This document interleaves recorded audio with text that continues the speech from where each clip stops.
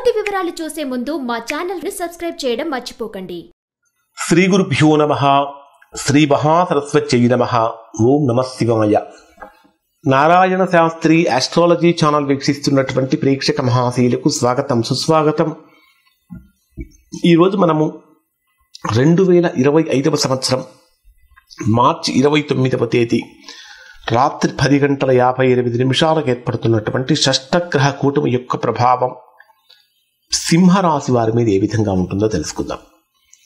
సింహరాశి వారికి షష్టగ్రహ కూటమి ఎక్కడ ఏ స్థానంలో జరుగుతున్నది అంటే మీ రాశికి అష్టమ స్థానం, పాపస్థానంలో జరుగుతున్నది.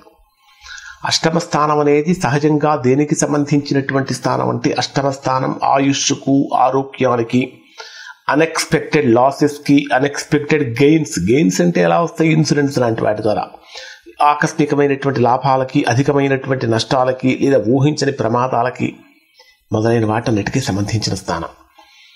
ఈ షష్టగ్రహ కూటమి సింహరాశి వారికి 8వ స్థానంలో జరుగుతుంది. ఏ గ్రహాలు ఉన్నాయంటే రవిచంద్ర గ్రహాలు, బుధ శుక్ర గ్రహాలు, శని రాహు గ్రహాలు.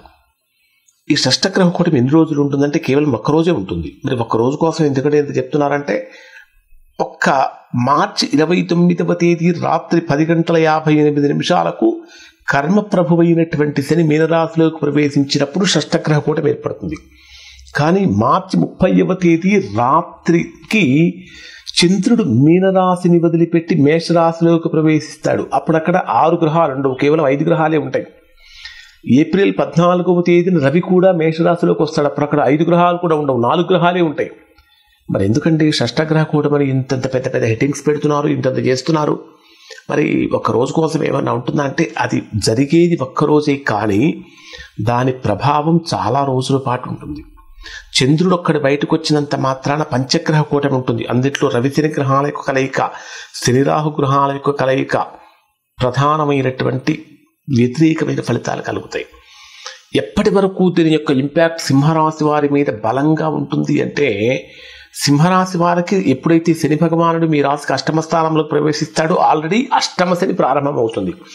అంటే అష్టమ శనితో కూడినటువంటి షష్టగ్రహ కూటమి యొక్క ప్రభావం మే 18వ తేదీన రాహువు మీనరాశిని వదిలిపెట్టి కుంభరాశిలోకి ప్రవేశిస్తాడు. అప్పటి వరకు ఈ షష్టగ్రహ కూటమి యొక్క ప్రభావం ఉంటుంది మీ సింహరాశి వారి మీద. ఎటువంటి నెగటివ్ ఇంపాక్ట్ కలుగుతుందో చెప్పుకుందాం.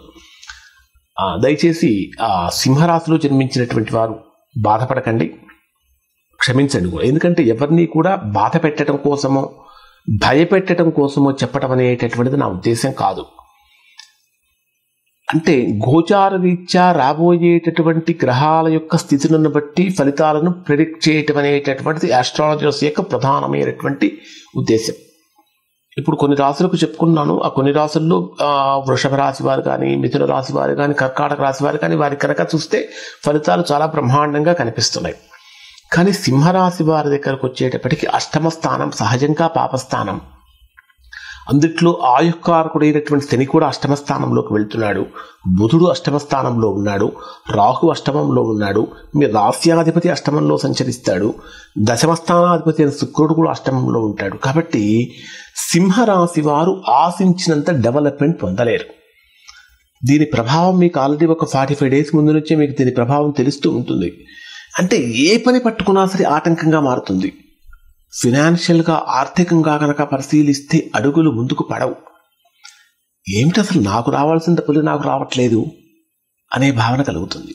లేదా ఉద్యోగపరంగా కనుక తీసుకుంటే దశమ స్థానాధిపతి అయినటువంటి శుక్రుడు రాహుతో కలిసినప్పుడు ఏం జరుగుతుందంటే అసలు ఎంతైనా పనిచేయనివ్వండి, అసలు మనం కేవలం పనిచేయడం కోసమే పుట్టామా, మనకంటూ ఒక ఇండివిజువాలిటీ కానీ రికగ్నైజేషన్ కానీ లేదా అనేటటువంటి భావన. ఆరోగ్యపరంగా కనుక తీసుకుంటే సింహరాశి వారు ఇప్పటి వరకు కొంచెం ఎక్కువగా జాగ్రత్తలు తీసుకున్నారు. సింహరాశి వారికి ఆరోగ్యపరంగా కనుక తీసుకుంటే వీళ్ళకి అతి శ్రద్ధ అని చెప్పాలి, చాలా ఎక్కువగా శ్రద్ధ తీసుకున్నారు. ఈ అధికమైన శ్రద్ధ తీసుకోవటం వలన మంచిదే, కానీ ఈ అష్టమ స్థానంలో శని ప్రభావం వలన కానీ, అష్టమంలో రాహు యొక్క ప్రభావం వలన కానీ ఆరోగ్యపరమైనటువంటి భంగాలు బాగా కలుగుతాయి. అన్నింటికంటే ముఖ్యంగా మనం ఇందాక చెప్పుకున్నాం, దేశాల మధ్య కూడా యుద్ధ వాతావరణం నెలకొంటుంది అని. ఎందుకంటే శపిత దోషం అనేటటువంటి దేనికి సంబంధించిందంటే శని రాహు గ్రహాల యొక్క కలయిక జరిగినప్పుడు ప్రపంచమంతా కూడా కొన్ని రకాలైనటువంటి ఆ ప్రకృతి వైపరీత్యాలు సంభవించడం కానీ, ప్రపంచమంతా యుద్ధ మేఘాలు కమ్ముకోవటం కానీ, అంటే మిత్ర దేశాలుగా ఉన్నటువంటి వారు కూడా శత్రు దేశాలుగా మారిపోవటం కానీ, కయ్యానికి కాలుదోవటం కానీ, ఒక రకమైనటువంటి యుద్ధకాంక్ష బలంగా పెరుగుతుంది. అది దేశాల మధ్య.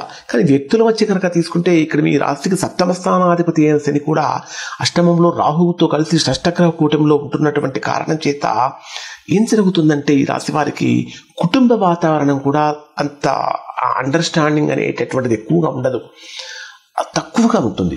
ఓవరాల్గా తీసుకుంటే ఉద్యోగపరమైన అభద్రతాభావం కలుగుతుంది. ఊహించినటువంటి విధంగా పింక్ స్లిప్స్ రావడం కానీ, లేదా బయటకు వచ్చి వెళ్ళిపోవడం కానీ, లేదా కొత్త ఉద్యోగాల కోసం ప్రయత్నించడం. ఒక రకంగా చెప్పాలంటే ఎక్కువ భాగాల్లో మన మానవ జీవితంలో మనిషి సుఖంగా సంతోషంగా సాగాలంటే మూడు విషయాలు ముఖ్యంగా ఆనందంగా ఉండాలండి. ఒకటి, మనం చేసే ఉద్యోగం కానీ వ్యాపారం కానీ సుఖంగా ఉంటే బాగుంటే వీటి వల్ల మనకు ఆర్థిక ఇబ్బందులు కలగవు. రెండవది కుటుంబ వాతావరణం, ఫ్యామిలీ లైఫ్లో కనుక సమస్యలు లేకపోతే ఆనందంగా ఉంటారు. మూడవది ఆరోగ్యపరమైన సమస్యలు కనుక లేకుంటే ఆనందంగా ఉంటారు. ఈ మూడు కనుక బాగుంటే మిగిలిన ఏ సమస్యలు వచ్చినా సరే అవి చిన్నవిగానే కనిపిస్తాయి. ఈ మూడిట్లో ఏ ఒక్కటి బాగలేకపోయినా సరే ఇంకా మిగిలిన ఏ సమస్య వచ్చినా సరే అవి చాలా పెద్దవిగా కనిపిస్తాయి. మరి ఈ మూడు విషయాలలో కూడా సింహరాశి వారు జాగ్రత్తలు పాటించాలి. సింహరాశి వారికి ఒక ప్రత్యేకమైన సూచన ఏంటంటే, ఆల్రెడీ మీకు అష్టమ శని కూడా ప్రారంభమవుతున్నది. అష్టమంలో 8 గ్రహాల యొక్క కలయిక జరుగుతున్నది. ఎవరైతే ఈ ఇంపాక్ట్ ఒక అప్రాక్సిమేట్లీ ఒక 30 days 45 days నుంచి కనుక, అంటే బిఫోర్ నుంచి కనుక మీరు దీని ప్రభావం పొందుతున్నారు, అటువంటి వారు ఖచ్చితంగా మీకు దగ్గరలో ఉన్నటువంటి ఒక మంచి ఆస్ట్రాలజర్ని కలిసి ఒకసారి మీరు మీ వ్యక్తిగత జాతకాన్ని చూపించుకొని దీనికి సంబంధించినటువంటి మంచి పరిహారాలు పాటించండి. తద్వారా మంచి ఫలితాన్ని పొందుతారు. ఓవరాల్గా కనుక తీసుకుంటే అత్యంత అంటే ప్రతికూలమైన ఫలితాలు కలిగించే రాశుల్లో ముఖ్యంగా ఉన్నటువంటి రాశి ఏమిటంటే ఈ సింహరాశి. ఇవి సింహరాశి వారికి సంబంధించినటువంటి ఫలితాలు. శుభం.